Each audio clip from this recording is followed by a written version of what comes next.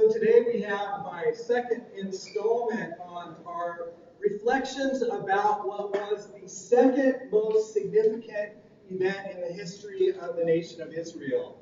The first being the experience of Exodus and liberation from Pharaoh, from the slavery of Pharaoh, and being brought out and given the opportunity to live as a free people. That was the consummate people-shaping experience for the Hebrew nation.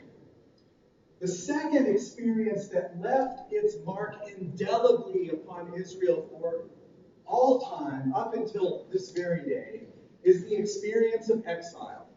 The experience which 2 weeks ago we kind of talked through the history of how that experience of conquest and reconquest and the northern kingdom being defeated and taken away, and then eventually the southern kingdom being defeated and taken away. And the words of all of the prophets who spoke to Israel both during those times of conquest and conquering and being exiled and taken away while they were in exile, and then as they were coming home. That whole chapter in Israel's life takes up an enormous piece of the Old Testament witness. And I want to unpack over the next few weeks, I want to unpack the experience of exile in a variety of ways. And today what I want to talk about is that experience of being exiled from hope. Being exiled from hope, from things that give us hope. Last Sunday, just on the other side of our property, a homeless couple who, with a number of other homeless folks, lived on the porch of what used to be the Catholic Charities building there. Because of an altercation with another couple, because of the painful realities of an alcohol addiction, because in part of a society that understands some crazy way that violence is the way that we should solve our disagreements with one another. The boyfriend of one couple, while the other couple was sleeping, took a razor to the neck of the man and then a baseball bat to his girlfriend, almost killing her. Juanillo died, and Rosie was taken to the hospital. On Thursday, I met with a couple of folks from our community who are trying to figure out what we can do to respond to this reality.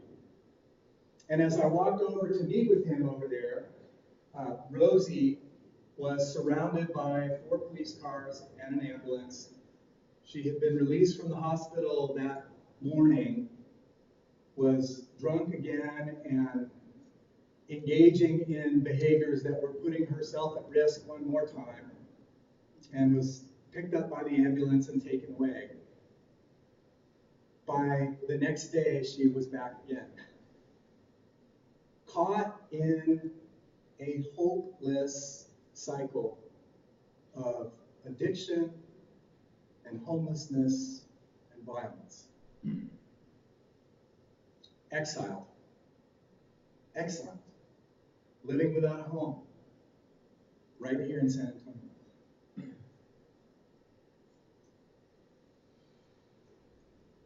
In September, you all gave me the opportunity to go to Israel and Palestine, which is where I experienced yet another example of a people living in exile on their own homeland. Now, I've followed the Israeli-Palestinian conflict kind of at a distance over the years. And I knew that Israel had built a wall and that there was a lot of controversy about the wall they had built, similar to the controversy, at least I thought, to the wall between the United States and Mexico. But in my head, this wall was a wall between the place that the Israelis lived and the place that the Palestinians lived. That's how I conceptualized it. I don't know how many of you have the same conceptualization. But when I got there, I discovered something extremely different from that. Give me that first slide. This is the wall. It is taller than our church ceiling, made out of concrete, with gun turrets every few hundred yards, staffed by soldiers, ready to gun down anybody who tries to go over that wall. They shoot to kill. They do not shoot to warn. Next slide. That's gunpowder. Next slide. This is the graffiti on the Palestinian side of that wall. People expressing their desire for freedom from this entrapment that they experience in their homeland. You get a sense for how big that wall is. Last slide, or next slide. Down at the very bottom in black is Reuben Armitage. That's how big that wall is. Now, I imagine that there was a wall that went between the area of the Palestinians and the area of the Israelis. That is not at all the reality. Next slide. This is a map of Israel today. The dark brown areas are places where the Palestinian community has built up a city. The dark tan areas, so there's one at the top in the middle that looks kind of like two arms and a body, and then there's another one to the left. There's a little tan area kind of just below that. Then in the very middle there's a tan area. And then over to the far right, there's kind of a long, skinny area with a little blob at the bottom. That's Jericho. And then down at the bottom is the area of greatest concentration and build up for the Palestinian community. So I want you to imagine that every one of those dark tan areas, every one of them is completely encircled by that wall. It is not a wall that divides this territory from that. It is a wall that encircles the people and does not let them out. Imagine if tomorrow the City Council of San Antonio decided that the people who live on the west side of San Antonio were a threat to the stability of our city because they're violent and they kill one another. And so they decide to tear down the homes that they decide to tear down and build a wall around the west side that is that big. And the people who have lived here all their lives are now encircled by a wall that they cannot get through without permission from the City Council of San Antonio. Now, never mind the fact that you live inside that wall, but your job was outside that wall. You can't go to your job until you get a permit. You also can't take your car outside that wall because your car is licensed now only to operate within the wall, and it cannot travel on territories outside the wall. If you could magically pick it up and transport it across those spaces that are not tan and deposit it there, then you could use it there too, but you can't travel back and forth between them in your car. Your parents might live in another one of those territories that's surrounded, but you can't get to them and they can't get to you unless you ask for a permit, which you may or may not get, depending on the disposition of the authorities. That is the reality of the Palestinian people living in Israel today. I did not understand that. I did not get that they had been essentially enclaved into these small areas of confinement. That is why they are pissed. It's that simple, really.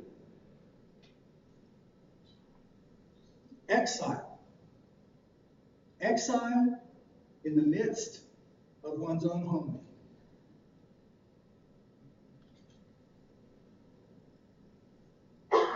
But we live exile too. Our exiles in our own personal lives are different, but they are similar as well. My friend texted me last night that he's in the middle of a divorce, and he was going through old photo albums and remembering 10 years ago the times of sweetness and affection and tenderness in his relationship with his soon-to-be ex-wife. And he felt the pain of that wash over him, and he needed to reach out to somebody to just say, I hurt right now.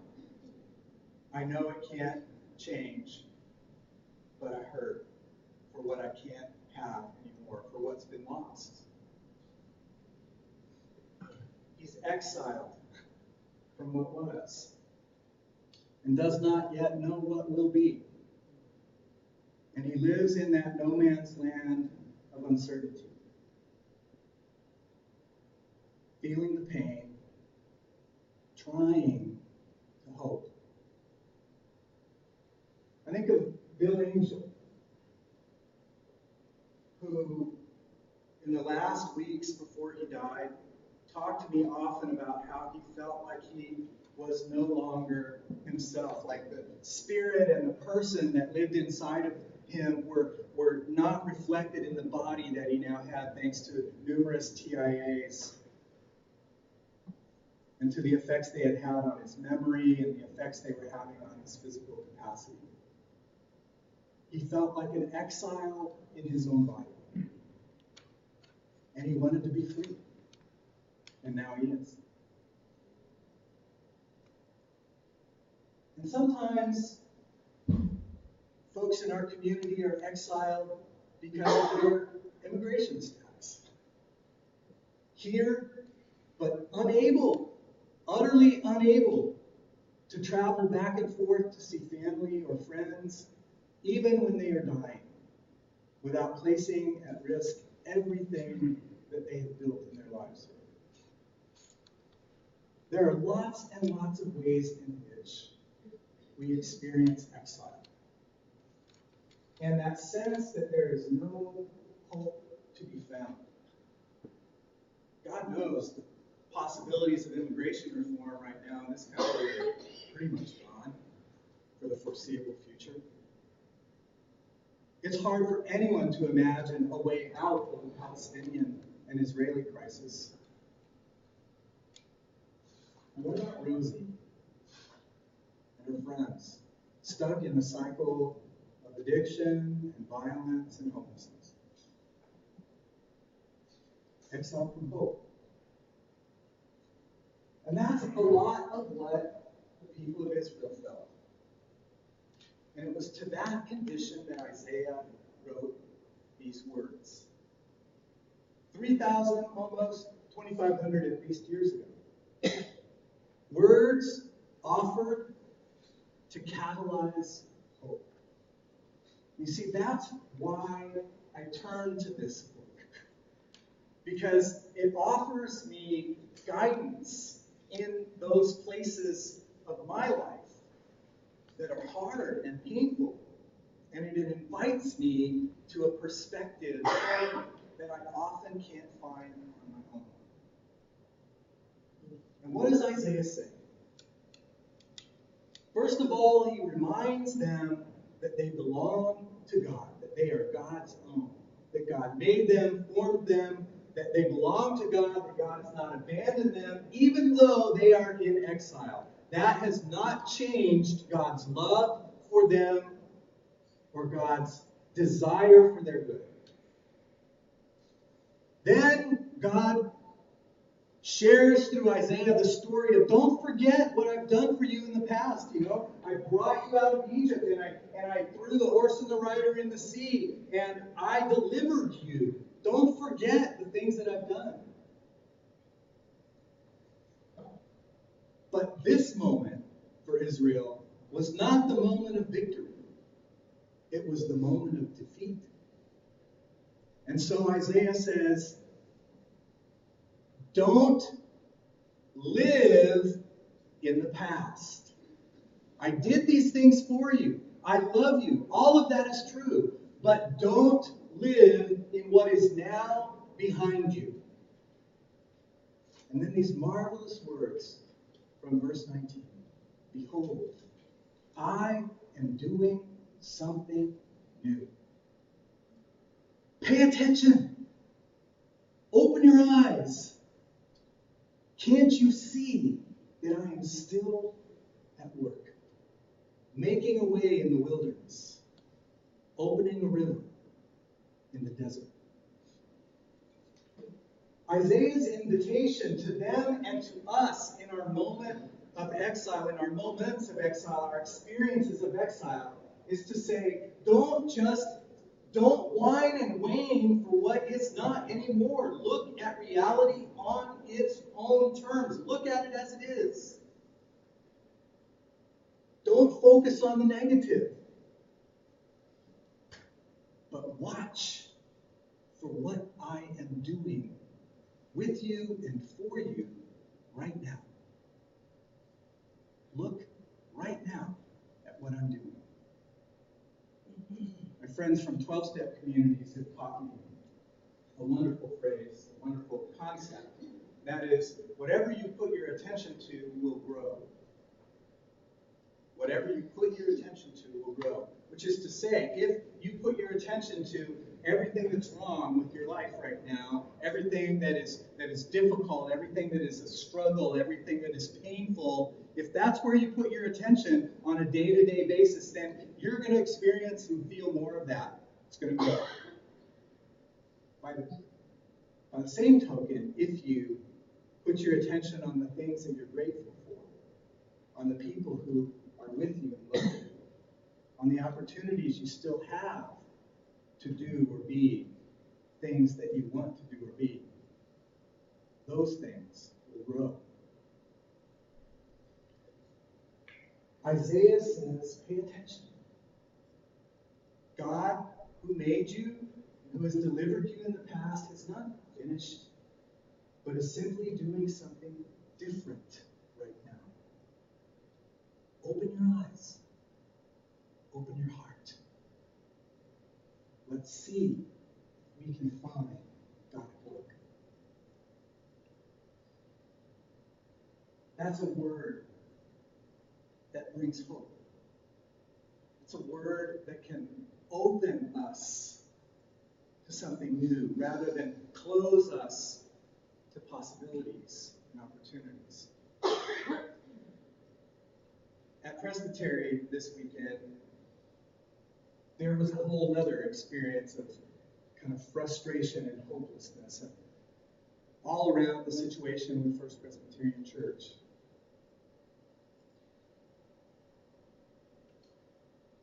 Next Sunday, there's a way for us to express hope. To gather around that church, little bitty signs that say, we love you. Please stay. We love you, please stay. Our desire is to extend to them the cariño, the afecto, the love of the Presbyterian community for them as a church. Even though there are folks who feel very hostile right now toward that. To return love in its stead. And I, for one, am hopeful. I don't know what God will do. But I've been asked to be part of the 8-person team that's going to interface on behalf of the Presbytery of the First Pres. And I ask for prayers for me and for us. I was a child of that church. I was a candidate for ministry from that church. That church gave birth to my ministry. And I'd like, if God will let me be a listening, open heart, I'd like to be able to do that in a place that feels very hopeless right now for a lot of us. Exile is a painful place. Whether it's our own personal exile, whether it's our exile within a community, or the exile of a church like First Pres, it feels like the church around it has changed its perspective and it's finding itself floundering and not knowing what to do. Whether it's a Rosie living on the streets, or a Palestinian youth who feels like there's no future open to him or her. Exile feels the same. The hopelessness is something all of us can touch at some point. Which is why Isaiah's words ring true today, just like they did that. Behold, I have made you, you are mine. I will be with you. I have delivered you. And right now, even if you can't see it, I am doing a new thing. Open your eyes. Open your heart.